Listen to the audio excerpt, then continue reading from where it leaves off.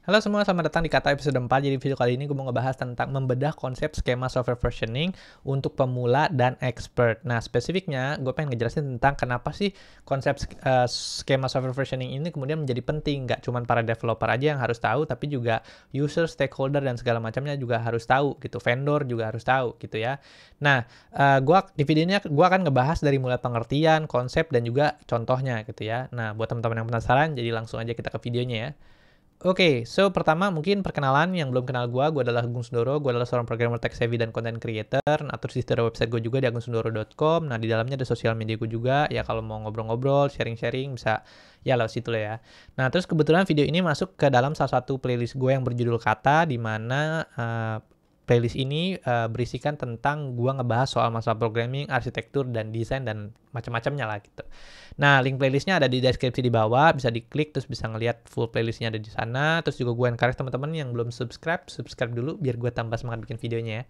Oke, so langsung aja kita ke materinya. Mungkin gue akan start dulu dari apa itu software versioning gitu ya. Nah, penjelasannya yaitu software versioning, also known as a version control or software versions management, is the practice of assigning unique identifier or labels to different versions of or releases of software applications or system gitu ya. Ribet kan? Intinya adalah unique identifiers, oke? Intinya adalah itu. Software versioning apaan? Unique identifier. Konkretnya kayak apa nih? Gue kasih lihat ya. Konkretnya adalah misalnya gini ya, dalam suatu aplikasi, misalnya contohnya aplikasi Gojek gitu. Kita scroll ke bawah nih, kalau misalnya kita lihat di App Store atau di Play Store, ada tulisan di sini, version 4.82.0 gitu. Nah, ini yang dimaksud dengan software versioning gitu. Nah, strateginya berbeda-beda, tapi yang paling umum adalah bentuknya kayak gini, 4.82.0. Itu yang dimaksud dengan software versioning kayak gitu. Itu contoh konkretnya ya. Oke, balik lagi ke slide. Nah, these versions identifiers help developers, users, and stakeholders understand the changes, updates, and evolution of the software over time.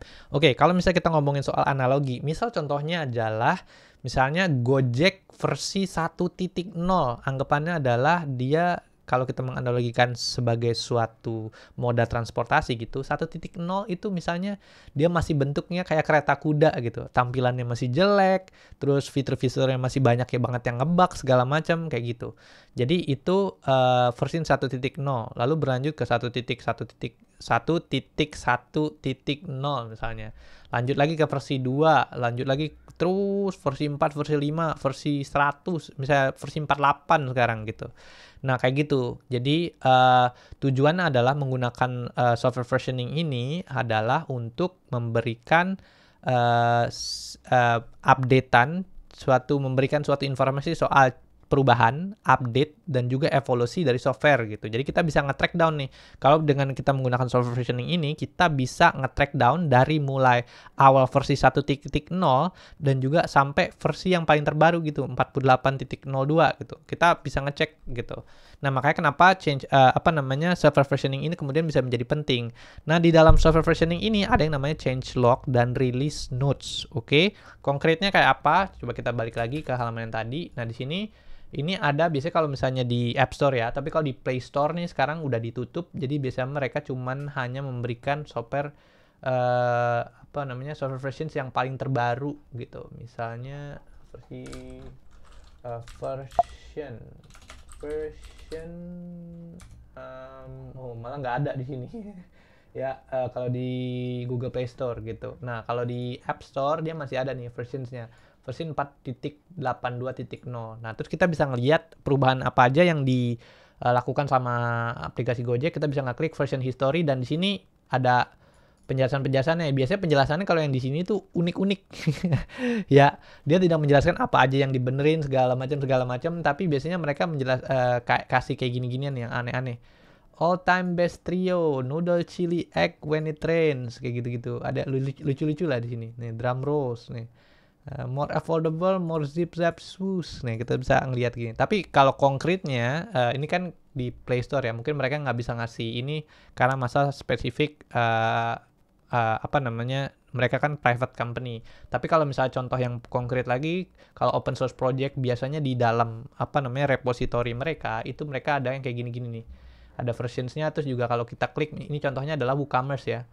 WooCommerce, terus habis itu kita bisa ngeklik di sini ada changelog-nya, klik, nanti kita akan kelihatan di sini ada versinya dan apa aja yang berubah. Nah, di dalam di background belakangnya Gojek tuh melakukan ini gitu. Jadi apa aja sih bug fixes yang mereka lakukan, apa aja fitur-fitur yang mereka buat, updatean terbaru apa aja yang mereka buat itu masih biasanya terlihat di changelog gitu. Nah, kayak gini biasanya changelog-nya gitu. Nah, jadi nggak cuman buat si developer doang, stakeholder, users, terus ya segala macam tuh harus tahu soal kayak ginian. Oke, balik lagi. Nah, software versioning serve several important purposes. Yang pertama tracking change, tadi gue udah ceritain gitu, biar kita bisa tahu gitu dari versi yang paling awal sampai yang versi paling baru, kita bisa ngelihat dengan cara melihat changelog-nya apa aja perubahan-perubahan yang dilakukan gitu, bisa kelihatan di sana. Itu yang pertama, tracking changes. Yang kedua adalah communications. Version number or a label serve as a means of communication between developer, user, and stakeholders. Tadi juga gue jelasin. Jadi si users itu bisa melakukan integrasi aplikasinya mereka. Misalnya, ada aplikasi baru nih, apa aja sih yang mereka ada fitur baru nggak? Mereka bisa ngelihat dulu di changelog dan segala macam. Atau release notes-nya mereka bisa lihat gitu. Nah, kalau misalnya menurut mereka, kayaknya oke nih buat diupdate, ya udah bisa diupdate kayak gitu sih. Itu caranya suatu software company memberikan berkomunikasi dengan cara menggunakan software versioning. Yang ketiga ada bug tracking, pasti kalau misalnya ada suatu bug nih udah bener apa belum gitu, bisa ngelihat di changelog-nya. Tadi kan ada fixes kan gitu, bisa ngelihat di changelog-nya. Terus ada rollback and hotfixes.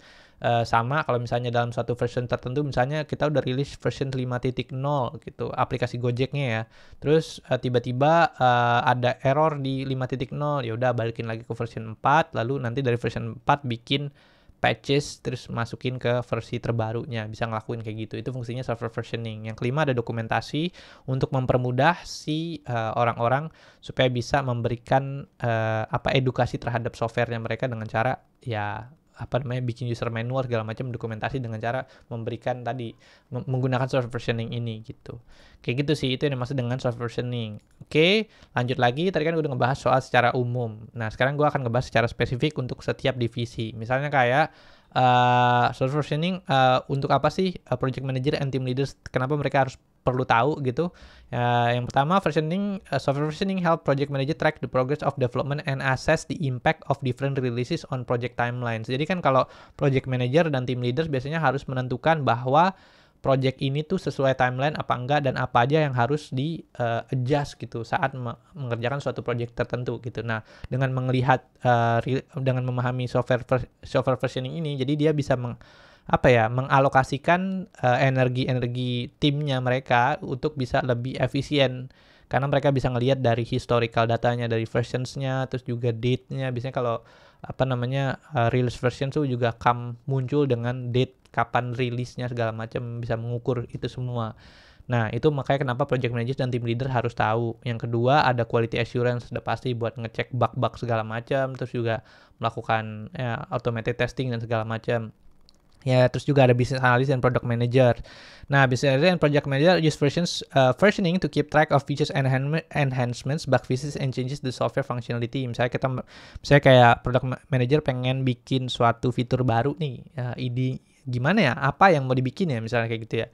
Nah, mereka bisa trace back, ngelihat change log dan juga release note, kira-kira apa sih ya yang kemudian bisa buat fitur baru lagi, atau apa lagi nih yang bisa di enhance lagi dari itu semua, ngeliatnya di changelog dan menggunakan software versioning ini gitu. Terus juga ada technical support and customer service. Tadi gue juga udah bahas gitu, dengan menggunakan software versioning ini dan melihat dari changelog itu, mereka tech support itu bisa ngasih tahu ke customer, bug yang ini udah selesai loh, udah dibenerin, lo bisa update nih aplikasinya, dan sekarang lo bisa pakai aplikasinya tanpa ngebug lagi gitu. Nah, itu fungsinya memahami software versioning untuk tech support. Dan end user and customer udah pasti untuk memberikan edukasi dan juga ya pengetahuan tentang software atau produk yang kita buat, kayak gitu-gitu sih. Jadi kita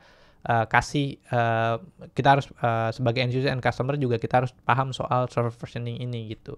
Terus di sini ada juga vendor and third party integration, business decision makers, ya bisa baca sendiri lah nih, gua geser dulu nih.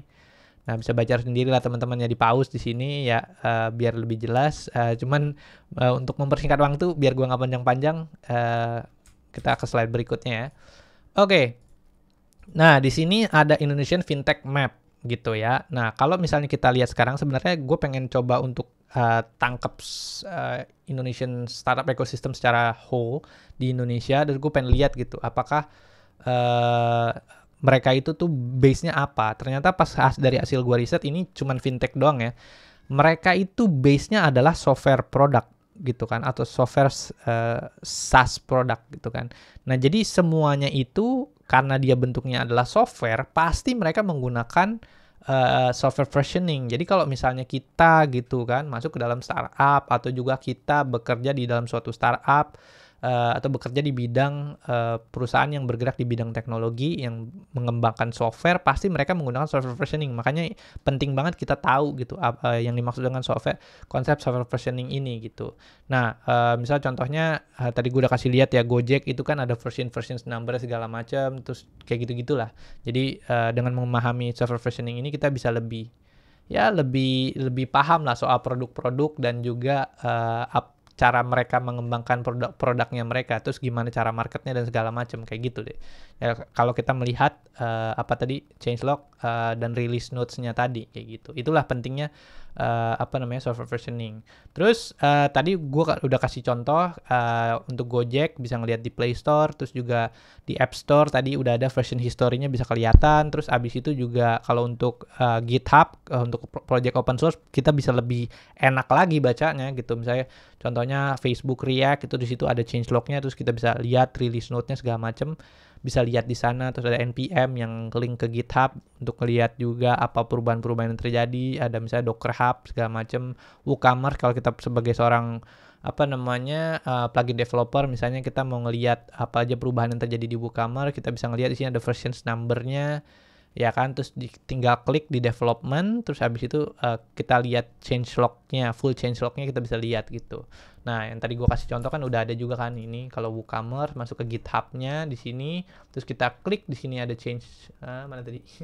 Ini changelog, klik gitu, nanti akan keluar kayak gininya. Jadi kita bisa identifikasi nih apa aja yang mereka benerin, apa aja yang mereka mereka mengintroduce fitur-fitur baru tuh ada apa aja kayak gitu. Jadi bisa ngeliat di changelog ini gitu. Atau juga kadang-kadang kalau misalnya kita sebagai seorang developer misalnya kan pasti kita menggunakan aplikasi third party vendor gitu kan. Nah, biasanya tuh mereka juga memberikan yang namanya roadmap gitu. Kalau misalnya contoh di WooCommerce gini, kalau kita masuk ke developer.woo.com, nah terus di sini ada kayak roadmapnya gitu. Jadi misalnya roadmapnya mereka lagi ngembangin apa nih? Oh, lagi bikin ini fiturnya namanya HPOS, High Performance Order Storage gitu. Anyway, gue udah bahas ini ya di video gue soal WooCommerce. Nah, udah bahas juga soal HPOS, nanti bisa teman-teman, nanti linknya gue kasih di deskripsi di bawah biar gue nggak ngulang, nanti teman-teman bisa ngecek di sana. Nah, terus juga ada fitur-fitur apaan lagi nih di sini yang lagi dikembangin segala macam, ini bisa kita kelihatan semua gitu. Jadi kalau misalnya kita lagi mengembangkan suatu software atau plugin atau extensions, add-on apapun itu, kalau dengan cara kita melihat roadmap-nya mereka kayak gini, berarti kita sudah bisa mengadopsi atau mengadaptasi fitur-fitur terbarunya si vendor ini, misalnya WooCommerce gitu. Kita bisa mengadopsi fitur mereka yang baru-baru ini dengan cara kita ngelihat roadmap-nya mereka kayak gini. Kayak gitu sih. Terus juga impact yang akan terjadi kalau misalnya mereka launching fitur-fitur ini, kita bisa antisipasi kayak gitu. Makanya itu pentingnya kita memahami software versioning dan juga hal-hal kayak begini, release note, terus roadmap dan segala macam sebagai developer dan juga non-developer gitu. Untuk product manager nih, apalagi product manager harus tahu nih kayak gini ya nih. Vendor dia harus banyak-banyak baca soal kayak gini-gini. Oh, ntar mereka mau bikin ini kayak gini-gini, kayaknya kita harus update software kita jadi kayak begini-gini gitu. Mereka harus tahu nih kalau tim produk gitu. Nah, terus abis itu ya kurang lebih isinya kayak gini. Terus abis itu strateginya sekarang ya. Yang paling umum dan yang dari tadi gue jelasin yaitu software versioning itu yang paling umum biasanya menggunakan yang namanya semantic versioning atau SEMver ya. Nih, ada penjelasannya. Semantic versioning is a versioning scheme for software aimed to conveying meaning about underlying changes with each new releases. It's widely adopted standard to help developers and users understand the potential impact of updating a new versions of software package or library. Gini deh, sederhananya semantic versioning tuh yang tadi kita lihat gitu. Misalnya kalau tadi kita balik lagi ke Gojek sini, ada versions 4.75.0. Nah, kalau dia bentuknya kayak begini, berarti dia pakai yang namanya semantic versioning untuk software versioningnya ya. Skema versioning softwarenya mereka. Maksudnya dari 4.75.0 ini apaan? Maksudnya adalah di sini kita bisa lihat nih, ada major, minor, and patch. Oke.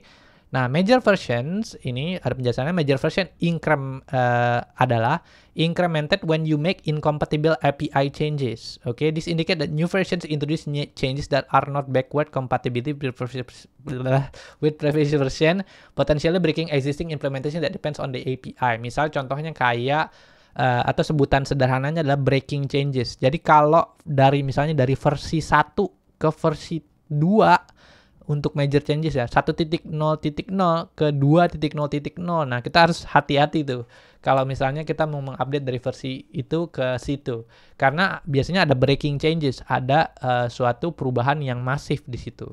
Kayak gitu, ini namanya major versions update gitu. Jadi lihatnya major itu di sini.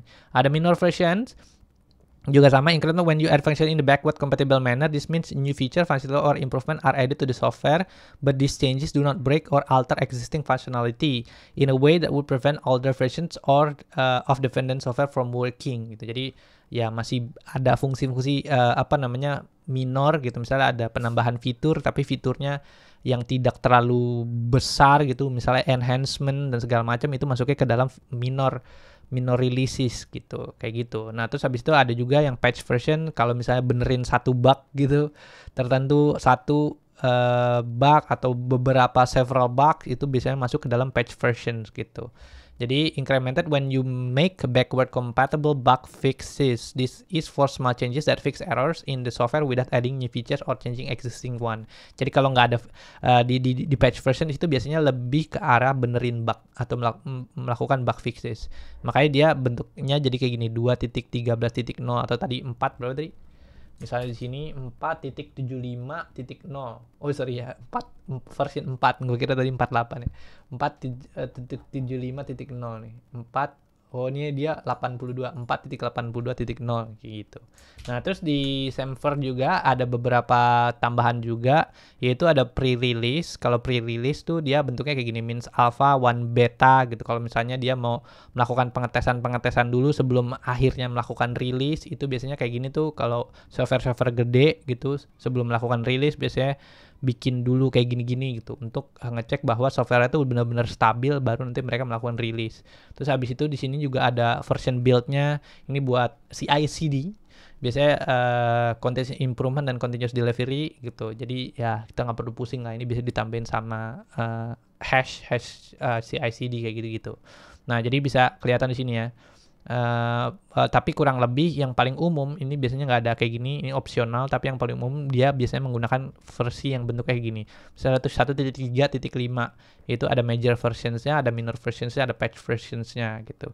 Nah, ini ada juga bentukan skemanya, misalnya dari 0.1.0 kedua, ketiga, 0 segala macam, itu nanti pengembangan fiturnya bla bla bla terus berkembang terus sampai akhirnya jadi ke version 1.0 gitu. Atau ini gue geser ya biar lebih jelas. Saya di sini sampai berkembang terus sampai 1.00 gitu. Jadi sampai akhirnya benar-benar fitur itu benar-benar rilis kayak gitu. Gitu sih. Jadi ini yang paling umum digunakan ya. Jadi kalau misalnya kalau kita ketemu suatu software terus mereka ada kayak version ini nih, oh itu namanya Semver, semantic versioning gitu ya. Itu. Lalu yang kedua, ada juga strategi lainnya, yaitu dengan menggunakan calendar versioning. Nah, calendar versioning is an alternative versioning scheme to semantic versioning that uses calendar dates to reflect the versions of software, product, or project. Nah, dia itu biasanya pakainya kayak gini. ada tahunnya, year, ada rilisnya, rilis nomor berapa, ada build-nya nih, terus ada statusnya kayak gini. Nah, terus habis itu dia formatnya bisa jadi kayak gini, YYMMDD, bla bla bla bla bla bla, terus kayak gini juga, terus habis itu micro, terus kayak gitu-gitu lah ya. Nah, terus habis itu project might choose calendar version for several reason. Ada beberapa alasan kenapa project menggunakan calendar versions. Yang pertama adalah transparansi. Calendar makes it immediately clear when version was released, which can be particularly useful for rapidly evolving project where the timing of changes is more relevant than the semantic significance of those changes. Misalnya kalau softwarenya tuh cepat gini kan ya. Kata kuncinya adalah rapidly evolving project. Jadi projectnya itu rilisnya tuh cepet gitu. Nah, biasanya mereka pakai calendar ini atau calendar versioning gitu. Terus ada itu hampir sama ada frekuensi rilisnya juga. Mereka pengen ngelakuin rilis tuh cepet kayak gitu-gitu, ya pakai kayak gini. Terus ada project nature, project where the version number primary purpose is to indicate recency rather than compatibility, dataset, bla bla bla bla bla bla. Or content isn't primary concern kayak gitu-gitu. Nah, jadi ya beginilah. Bisa dibaca, might find calendar more suitable. Kalau misalnya dataset, editor content dan bla bla bla ini tidak terlalu relevan, ya mereka biasanya pakai calendar versioning. Salah satu contoh yang menggunakan calendar versioning itu apa? Ini kita bisa lihat di sini ada Ubuntu ya. Nah, Ubuntu ini pakai calendar versioning nih. Ada 22.04.3 LTS. 22 itu apaan? 2022 nih. Keluarnya tuh 22 gitu, 04 kalau nggak salah ya. Ini 16 04 apa nih, 2026. Oh, ini version rilisnya apa gue salah ya? Kayaknya bukan ini deh. Salah satu yang menggunakan itu biasanya sih kalau ini Utrack sih. Utrack releases nih. Ya, paling gampang kita ngeceknya misalnya Utrack ya, atau Utrack documentation saja. Gini, Utrack documentations nih. Nah, kalau Utrack itu misalnya kayak gini. Nah, ini kan ada ya 2023.3 kayak gitu. Nah, ini salah satu bentuk kita bisa track sampai all the way to version 7.0. Jadul banget nih. Kayak gini-gini gitu ya.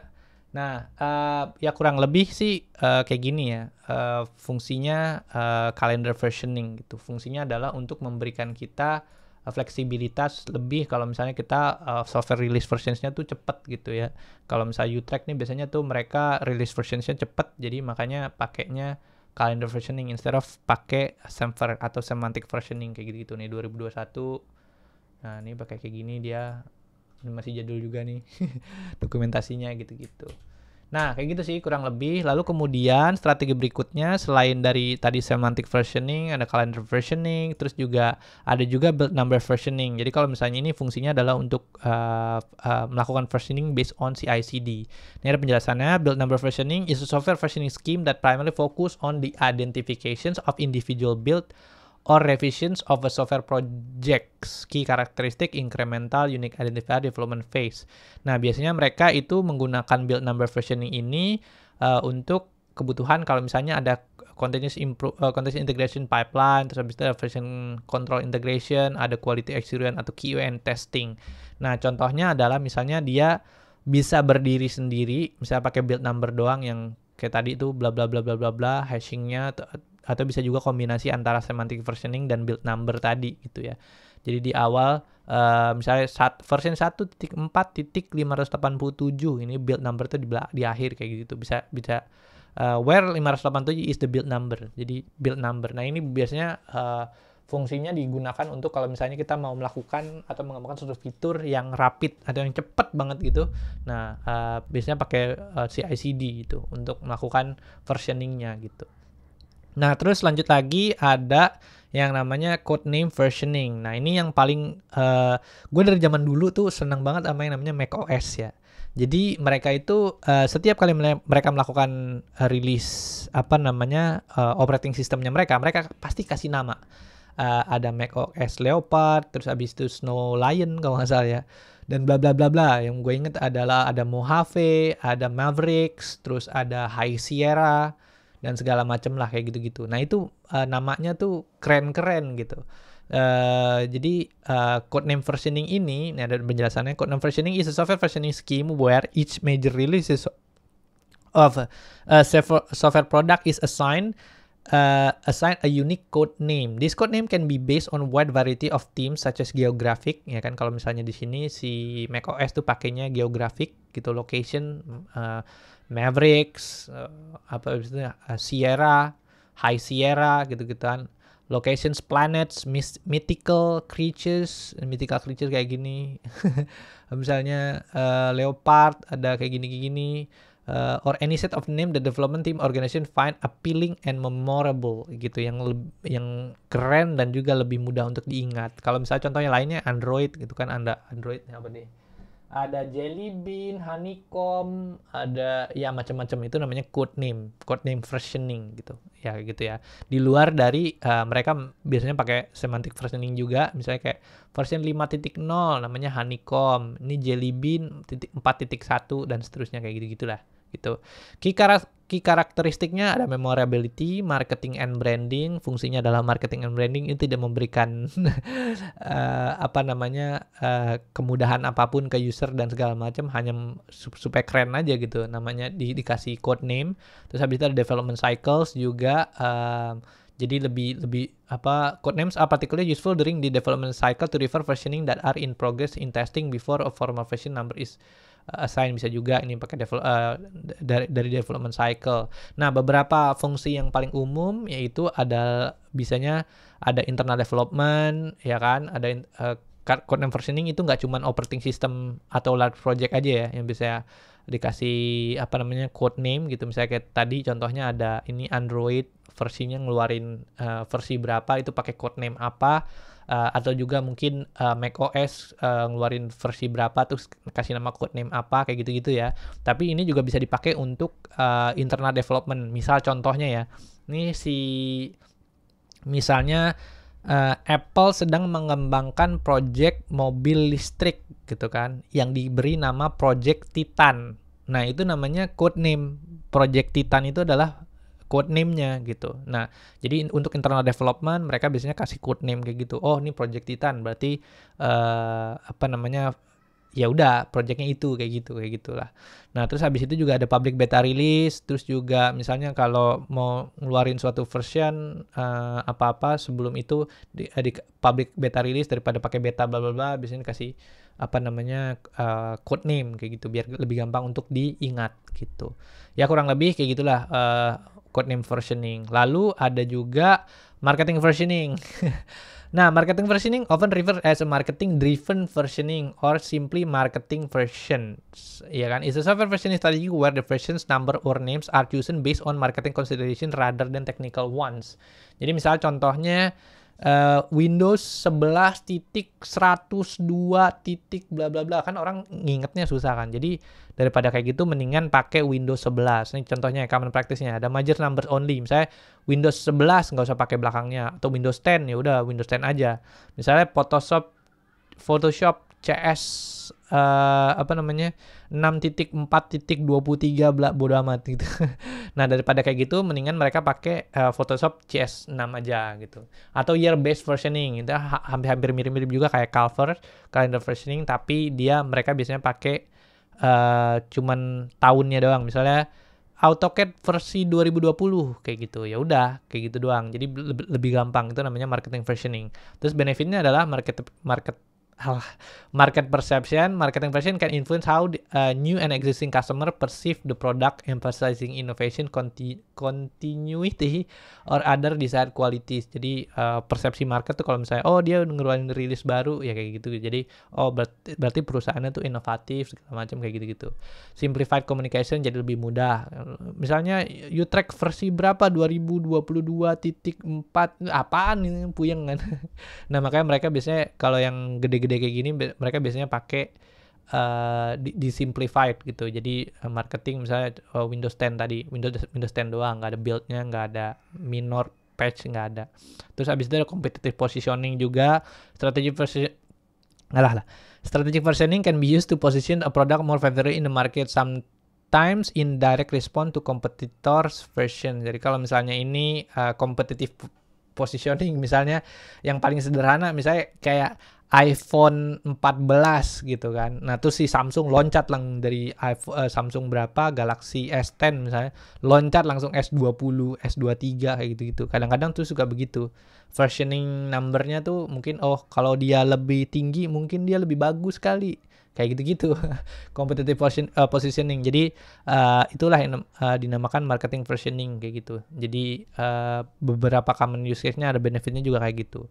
Nah, terus selain itu ada lagi nggak? Ada beberapa versioning skema lagi lainnya, yaitu rilis kandidat atau RC. Again, ini difungsikan untuk kalau misalnya software-software yang gede gitu. Nah, mereka biasanya pakai RC atau rilis kandidat kayak gitu untuk ngetes dulu apakah nih benar-benar software-nya tuh udah siap apa belum kayak gitu. Nah, terus habis itu ada alpha beta version hampir sama. Ini juga untuk software-software yang gede. Jadi kasih version 1.0 alpha bla bla bla yang tadi gue bilang kan di Semver, jelasinnya ada alpha beta version. Terus habis itu ada git commit hash versioning juga. Some project use git hash of the latest commit to uniquely identify versions. This ensure that each build has unique identifier and can be traced back to the source code gitu. Jadi kalau misalnya ya mereka pengen melakukan versioning based on hash dari git commit ya bisa juga. Cuman gue belum tahu nih, gue belum pernah ketemu deh ada orang yang melakukan kayak gini. Biasanya ini jarang banget dipakai. Atau juga ada orang-orang yang belagu gitu kan. Apaan nih Semver, Calver, najis gitu kan. Gue mendingan pakai punya gue aja sendiri. Gue mau bikin custom versioning gue sendiri gitu kan. Ya bisa juga gitu. Mereka suka-suka hati aja gitu kan. Nah, mungkin ada juga custom versioning digunakan untuk beberapa perusahaan atau organisasi yang memang punya specific needs kayak gitu-gitu. Ya bisa juga pakai custom versioning untuk melakukan untuk melakukan release segala macam ya bisa juga. Cuman yang paling common ya itu paling kalau nggak pakai Semver atau semantic versioning, pakai calendar versioning kayak gitu. Ya kayak gitu sih. Jadi kalau kurang lebihnya itulah yang dimaksud dengan software versioning kayak gitu ya. Nah di sini juga ya kita sebenarnya source yang paling sederhana untuk kita kalau misalnya mau melakukan eksplorasi paling enak itu kita ngelihat di GitHub aja. Dari GitHub ini kita bisa search apapun. Misalnya kita pengen cari React gitu kan, di sini kita bisa Facebook React, di sini klik. Nah, nanti dari sini kita bisa ngeklik changelog. Di sini ada changelog nih, changelog.md. Nah, ini kita bisa ngelihat nih, perubahan dari 18.2.0 apa aja sih yang berubah? Ya kita bisa lihat di sini nih di perubahan-perubahannya. Nah, ini add-nya oleh siapa yang ngerjain gitu. Nah, terus juga di sini ada hashtag-nya. Nah, ini bisa kita lihat juga, ini biasanya pull request-nya tuh. Apa aja yang dia rubah, kita bisa lihat di sini kayak gitu. Kalau sebagai developer ya. Terus sebagai marketing tech juga sama, hampir kurang lebih kayak gini, mirip-mirip lah. Kita bisa ngikutin atau melihat secara lebih detail juga biasanya ada kayak gini di changelog-nya kayak gitu. Iya, paling kurang lebih kayak gitu aja sih, geng. Soal software versioning. Ya, mungkin ini again gue juga bukan tipikal yang sangat expert banget soal software versioning, tapi at least gue sebenarnya juga tahu. Mungkin kalau ada beberapa tadi yang penjelasan-penjelasan yang gue ceritain ada yang salah, mungkin bisa tulis di kolom komentar di bawah. Ya, nanti kita bisa sama-sama belajar bareng lah di situ ya. Gitu sih. Mungkin gitu aja videonya. Terus gue pengen ingetin lagi teman-teman, jangan lupa untuk subscribe, like sama komen kalau suka sama videonya. Di situ ada website gue juga di agungsundoro.com. Ya, bisa ngobrol-ngobrol sama gue di sana. Oke, sip, gitu aja teman-teman. Thank you udah semua yang nonton. Bye.